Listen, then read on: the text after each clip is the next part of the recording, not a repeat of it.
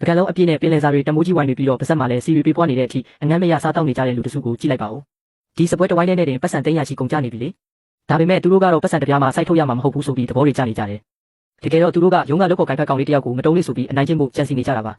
ကောင်လေးကထီပေါက်လို့ညစာကျွေးမယ်ဆိုတာကိုအခွင့်ကောင်းယူပြီးအခုလိုဈေးကြီးဆုံးတွေကြီးအလီလီမှာစားနေကြတာလေနောက်ဆုံးအိမ်ပြန်ရင်တောင်တမိုးကြီးနှစ်တိုက်တွေပါဆယ်ဆွဲသွားအောင်မလို့တဲ့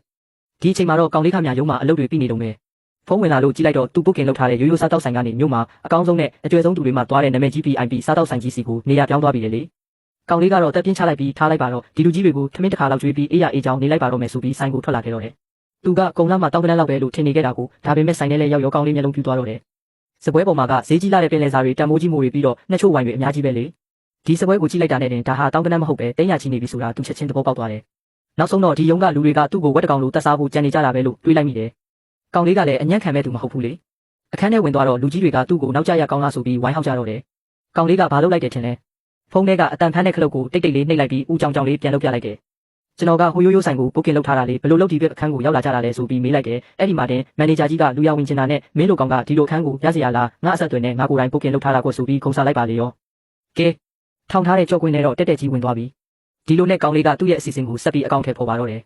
နောက်တစ်ဆင့်ကတော့ဒီဟင်းတွေသူ့မှာထားတာမဟုတ်ဘူးဆိုတာကိုတက်တည်ပြဖို့ပဲလေသူကဒါဆိုဒီညစာကိုမန်နေဂျာကြီးပဲစီစဉ်ထားတာပေါ့နော်ဆိုပြီးအကဲဆန်းလိုက်တယ်မန်နေဂျာဝါကြီးကလည်းဘာသိမလဲအေးပေါ့ကွာမင်းကစိတ်ကြိုက်မှဆိုလို့ငါတို့ဘာသာငါတို့စီစဉ်ပြီးတန်ဖိုးကြီးတွေကြီးရွေးမှထားတာဆိုပြီးခုံစားပါလေရောကျန်တဲ့တော်ကြီးနဲ့ကောင်မလေးကလည်းသူတို့မှထားတဲ့ဝိုင်တွေမှုတွေကဘလောက်တောင်ဈေးကြီးကြောင်းဝင်ကြွားကြသေးတယ်နောက်တစ်စက္ကန့်မှာပဲကောင်လေးကနောက်တစ်ကွက်ဆက်ရွှေတယ်ကျွန်တော်ကခုမှရောက်တာဆိုတော့ဘာတွေမှထားမှန်းတော့မသိဘူးဟိုတယ်ကမေးရင်ဘယ်လိုပြောရမလဲဆိုပြီးမေးလိုက်တယ်မန်နေဂျာကြီးကဟေးကောင်မင်းမလာခင်ကတည်းကငါတို့ဟင်းတွေမှာလည်းဝိုင်တွေဖောက်ပြီးမင်းမဝင်မပူနဲ့ဆိုပြီးထပ်ပြောလိုက်ပြန်တယ်ကဲတက်တီကတော့ခိုင်တစ်ထက်ခိုင်သွားပြီပေါ့အဲ့ဒီချိန်မှာကောင်လေးကဗိုက်စာလို့ထမင်းစားချင်တယ်လို့ပြောလိုက်တော့ဟိုလူတွေကဝိုင်းလောင်ကြပါလေရောကောင်မလေးကဟဲစားစရာဘာမှမကြံတော့ဘူးတဲ့မန်နေဂျာကြီးကလည်းပစုံစိတ်ခွန်လွတ်တွေပေးပြီးအတော်ကြီးကလည်းဟင်းရီအိုအလွတ်ကြီးကိုပေးပြီးချစ်စားဆိုပြီးလောင်ကြတယ်တကယ်တော့ကောင်လေးကသူ့တလုံးမှမစားရသေးဘူးဆိုတာကိုတက်တည်ပြချင်နေတာလေသူတို့တွေဒီလိုအနိုင်ကျင့်လေကောင်လေးကစိတ်ထဲကနေကြိတ်ပြုံးနေပဲဒီလောက်နဲ့မပြီးသေးဘူးဗျကောင်လေးကရေတငုံတောင်မတောက်ရသေးဘူးလို့ပြောလိုက်တော့မန်နေဂျာကြီးကစပွဲထိုးကိုခေါ်ပြီးရိုးရိုးရေပြူတစ်ခွက်ပဲငှက်ပေးခိုင်းတယ်ပြီးတော့ဒီနေ့ညစာကမင်းကိုပညာပေးတာပေါ့ဆိုပြီးဆရာလှုပ်လိုက်သေးတယ်ကောင်လေးကလည်းချက်ချင်းပဲအကွက်ကြက်ကြမေးလိုက်တယ်ဒါဆိုရှိကကောင်တာကိုရုံးကလူတွေစုစားကြတာပါလို့ပြောလိုက်ရမလားတဲ့အဲ့ဒီမှာတင်မန်နေဂျာကြီးမျက်လုံးပြူသွားတယ်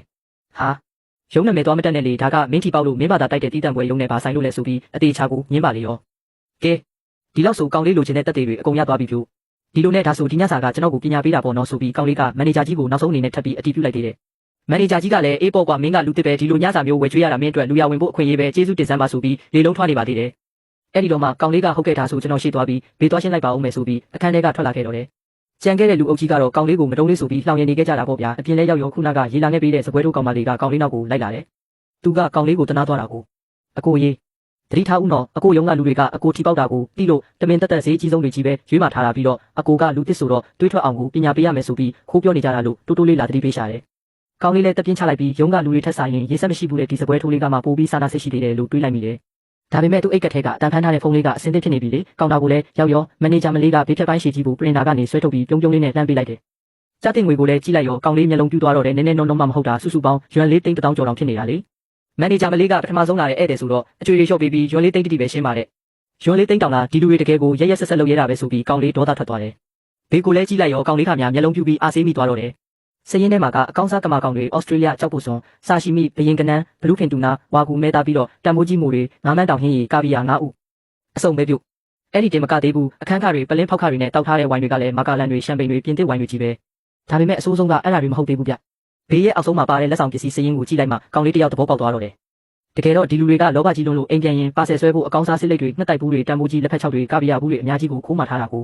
ဒါကြောင့်စပွဲပေါ်မှာဟင်းတွေတိတ်မတွေ့ရတာကိုအိတ်ထဲထည့်လို့ရမယ်အသေးဆုံးနဲ့အကောင်းဆုံးတွေကြီးရွေးမှထားကြတာပဲလောဘကြီးတာတောင်တော်တော်အဆင်မြင့်တဲ့လူတွေပဲလို့ကောင်လေးကတွေးပြီးခနဲ့တက်ပြုံးလိုက်တယ်ဒါနဲ့ပဲကောင်လေးကမန်နေဂျာမလေးကိုဒီပေကိုကျွန်တော်မရှင်းနိုင်ဘူးလို့ပြက်ပြက်တသားပြောချလိုက်တယ်မန်နေဂျာမလေးကမျက်နှာတီသွားပြီးရှင်ကအလကားစားချင်လို့လားဟင်းတွေဝိုင်းတွေအကုန်ကုန်သွားပြီလေအခုမှလာပြောင်းလဲရင်ရှင်းဧည့်သည်တွေပဲအချက်ကွဲမှတော့လို့ခတ်မှပြန်ပြောတယ်ကောင်လေးကလည်းမအူဘူးလေမဟုတ်ဘူးဒီဟာတွေကကျွန်တော်စားထားတာမှမဟုတ်တာလို့ပြန်ရှင်းပြတယ်မန်နေဂျာမလေးကဒါပေမဲ့အခန်းထဲကလူ6ယောက်စလုံးကရှင်းကိုပဲရှင်းခိုင်းထားတာလေဆိုပြီးပြန်ရင်းတယ်အဲ့ဒီတော့မှကောင်လေးကဒါဆိုလက်ဆောင်ယူသွားတဲ့စရင်ကိုပြပါလို့တောင်းကြည့်လိုက်တယ်မန်နေဂျာမလေးစာအုပ်ထုတ်ကြည့်လိုက်တော့မှဘဲချိန်မှာဘသူကစစ်လိတ်ယူသွားတယ်ဘသူကငှက်တိုက်ယူတယ်ဆိုတာတွေအတိအကျလက်မှတ်တွေနဲ့တကွာထွက်လာပါလေရောအခန်းထဲကလူ6ယောက်စလုံးကသူများမသိအောင်သူတို့အိတ်ထဲထည့်သွားကြတာကိုကဲဒီထဲမှာကျွန်တော်လက်မှတ်ပါလားလို့ကောင်လေးကမေးလိုက်တယ်မပါဘူးလို့မန်နေဂျာမလေးကဖြေတယ်ကျွန်တော်ကတခုခုယူထားသေးလားလို့ထပ်မေးတော့မယူထားပါဘူးတဲ့ဒီလောက်ဆိုရင်တော့အကွက်ကဝင်သွားပြီဖြူ ကောင်လေးကမျက်ခုံးလေးပင့်ပြီးဒါဆိုအခန်းကိုဘသူပုတ်ကင်လောက်တာလဲဟင်းတွေဘသူမှလာလဲဝိုင်းတွေဘသူဖောက်တာလဲဆိုတာကိုပါဆက်စစ်ကြည့်ရအောင်များလို့ပြောချလိုက်တော့တယ်